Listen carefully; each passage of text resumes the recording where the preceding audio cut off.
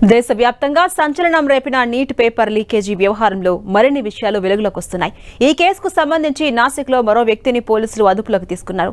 ఆ వ్యక్తి 10 లక్షలు చెల్లించి నీట్ పేపర్ కొనుగోలు చేసినట్లు గుర్తించారు పోలీసులు. వివిధ రాష్ట్రాల్లోని 10 మందికి ఒక్కో సెట్ 15 లక్షలకు విక్రయించినట్లు అనుమానిస్తున్నారు. నాసిక్లోని ప్రింటింగ్ ప్రెస్ నుంచే ఇదంతా జరిగినట్టు పోలీసులు భావిస్తున్నారు. సోషల్ మీడియా ద్వారా ఇతర ప్రాంతాలకు సరఫరా చేసినట్టు గుర్తించిన పోలీసులు మరింత లోతుగా దర్యాప్తు చేస్తున్నారు. ఈ వ్యవహారంలో ఇప్పటికే 15 మంది అనుమానితులను అదుపులోకి తీసుకున్నారు పోలీసులు. ఈ లీకేజీ వ్యవహారంలో master mind professor Kulkarni arrest అయ్యారు.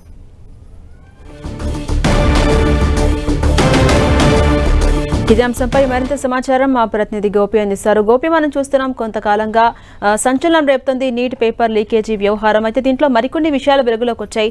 ఒక్కొక్కరుగా సెట్లుగా విభజించి 15 లక్షలకి 10 లక్షలకి అమ్ముకున్నట్టుగా తెలుస్తోంది. పోలీసులు గుర్తించారు. అప్డేట్స్ ఏంటి గోపి?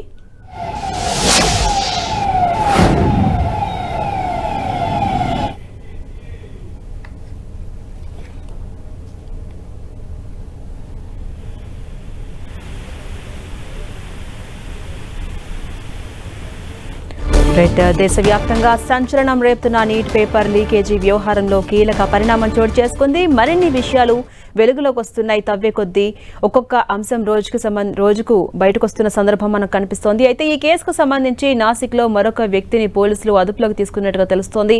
ఆ వ్యక్తి 10 లక్షలు చెల్లించి నీట్ పేపర్ కొనుగోలు చేసినట్టుగా కూడా పోలీసులు గుర్తించారు. అయితే వివిధ రాష్ట్రాల్లోని 10 మందికి ఒక్కో సెట్ 15 లక్షలుగా విక్రయించినట్టుగా కూడా అనుమానిస్తున్నారు పోలీసులు.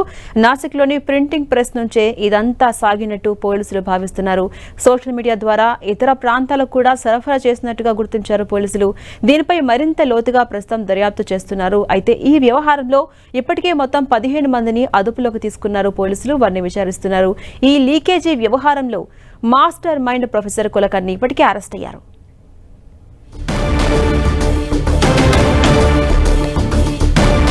ఇక అప్డేట్స్ మా ప్రతినిధి గోపి అందిస్తారు. గోపి, ఝాన్సీ జాతీయ అర్హత పరీక్షకు సంబంధించిన పేపర్ లీకేజ్ వ్యవహారంలో రోజుకొక కొత్త విషయాలు వెలుగులోకి వస్తున్నాయి. అయితే ప్రస్తుతం నాసిక్లోని ప్రింటింగ్ ప్రెస్ నుంచే ఈ పేపర్ లీకేజ్ జరిగిందనేది కూడా పోలీసులు భావిస్తున్నారు. ఆ దిశగానే ప్రస్తుతం దర్యాప్తు అయితే కొనసాగుతుంది. ఇప్పటికే నాసిక్లోని ఒక కీలక వ్యక్తిని అదుపులోకి తీసుకోవడం జరిగింది. అతను 15 లక్షలకు ఈ పేపర్ను కొనుగోలు చేసినట్టు గుర్తించారు.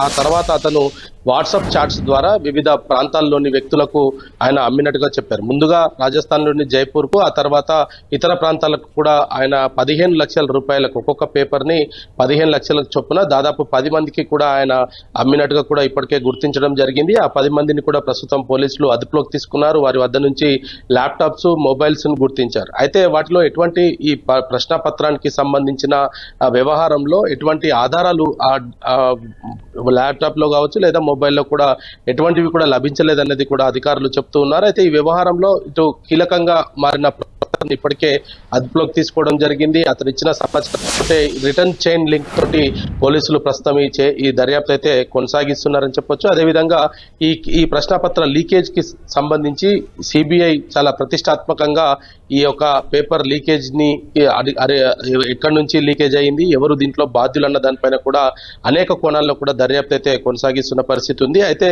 ఈ యొక్క పేపర్ లీకేజ్ వ్యవహారం తర్వాత విద్యార్థుల్లో కొంత మానసిక స్థైర్యం దెబ్బతినే అవకాశాలు ఉన్న నేపథ్యంలో వాళ్ళందరికీ కూడా కొంత మనోధైర్యాన్ని నింపేందుకు ఇప్పటికే ఇటు ఎన్టీఏ అధికారులు కావచ్చు లేదా కేంద్ర ప్రభుత్వం కూడా దీనిపైన కొంత కీలక గైడ్ లైన్స్ కూడా చేయడం జరిగింది. ప్రశ్నపత్రాల లీకేజ్ అనంతరం తిరిగి ఈ యొక్క ఎగ్జామ్ ని జూన్ 21న కండక్ట్ చేస్తామని చెప్పారు.